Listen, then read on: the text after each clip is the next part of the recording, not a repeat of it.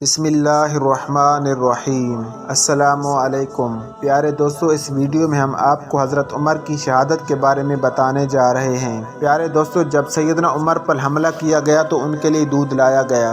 جیسے ہی آپ نے دودھ پیا تو وہ آپ کی پسلیوں کے زخم سے بہہ نکلا۔ طبیب نے ان سے کہا، اے امیر المومنین، وصیت فرما دیں، آپ زیادہ دیر زندہ نہیں رہ سکیں گے۔ تو انہوں نے اپنے بیٹے عبداللہ کو بلایا اور کہا کہ حذیفہ بن یمان کو میرے پاس بلاؤ۔ حذیفہ بن یمان حاضر ہو گئے۔ یہ وہ صحابی ہیں جنہیں نبی کریم صلی اللہ علیہ وسلم نے منافقین کے ناموں کی فہرست عطا کی تھی، اور ان ناموں کے بارے میں اللہ پاک اور رسول اللہ صلی اللہ علیہ وسلم اور حذیفہ بن یمان کے علاوہ کوئی نہیں جانتا تھا۔ حضرت عمر نے پوچھا جبکہ خون ان کی پسلیوں سے بہہ رہا تھا کہ اے حذیفہ بن یمان، میں آپ کو اللہ کی قسم دے کر کہتا ہوں، کیا اللہ کے رسول صلی اللہ علیہ وسلم نے میرا نام منافقین کے ناموں میں لیا ہے یا نہیں؟ یہ سن کر حذیفہ بن یمان کی آنکھوں سے آنسو جاری ہو گئے اور فرمایا، یہ میرے پاس رسول اللہ صلی اللہ علیہ وآلہ وسلم کا راز ہے جو کسی کو نہیں بتا سکتا۔ آپ نے پھر پوچھا، خدا کے لیے مجھے اتنا بتا دیں کہ اللہ کے نبی صلی اللہ علیہ وآلہ وسلم نے میرا نام اس لسٹ میں شامل کیا ہے یا نہیں؟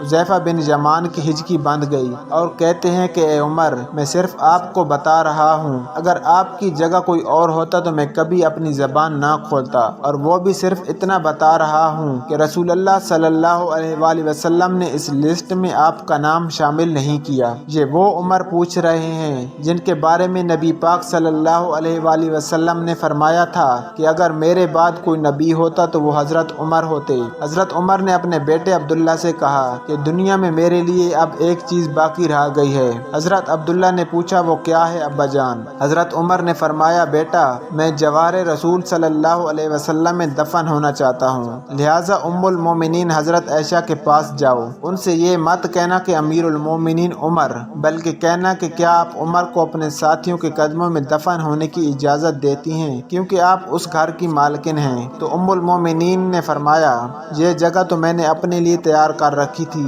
لیکن آج میں اسے عمر کے لیے ترک کرتی ہوں۔ عبداللہ ابن عمر شادان و فرحان واپس آئے اور عرض کی اجازت مل گئی ہے۔ عبداللہ ابن عمر نے دیکھا کہ حضرت عمر کا رخسار مٹی پر پڑا ہوا ہے، تو انہوں نے آپ کا چہرہ اٹھا کر اپنی گود میں لے لیا۔ حضرت عمر نے اپنے بیٹے کی طرف دیکھا اور فرمایا کہ کیوں تم نے میرا چہرہ مٹی سے بچانا چاہا؟ عبداللہ ابن عمر نے کہا، ابا جان، لیکن حضرت عمر نے بات کاٹتے ہوئے فرمایا کہ اپنے باپ کا چہرہ مٹی سے لگنے دو، بربادی ہے عمر کے لیے اگر کل اللہ پاک نے اسے نہ بخشا۔ حضرت عمر اپنے بیٹے کو یہ وصیت فرما کر موت کی آغوش میں چلے گئے، اے میرے بیٹے، میری میت مسجد نبوی میں لے جانا اور میرا جنازہ پڑھنا، اور حذیفہ بن یمان پر نظر رکھنا، اگر وہ میرے جنازے میں شرکت کرے تو میری میت رسول اللہ صلی اللہ علیہ وسلم کی طرف لے جانا اور میرا جنازہ رسول اللہ صلی اللہ علیہ وآلہ وسلم کے روضے کے دروازے پر رکھ کر دوبارہ اجازت طلب کرنا اور کہنا، اے ام المومنین، آپ کا بیٹا عمر،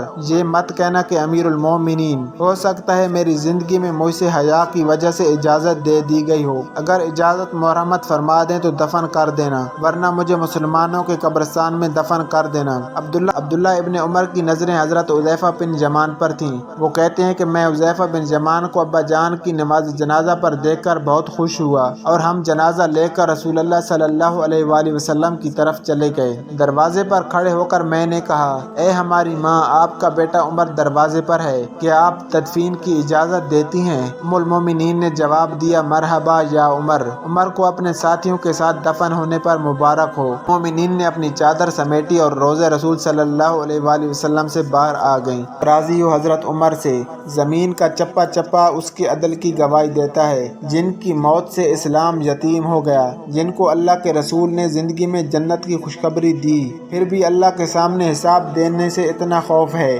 تو دوستو، آج بتائیں آپ کہ ہمارا اس وقت کیا حال ہے اور اس وقت ہمارا کیا حال ہوگا جب ہم اللہ کے سامنے حساب دے رہے ہوں گے۔ دوستو، اگر ویڈیو اچھی لگے تو ویڈیو کو لائک اور چینل کو سبسکرائب ضرور کر دیں۔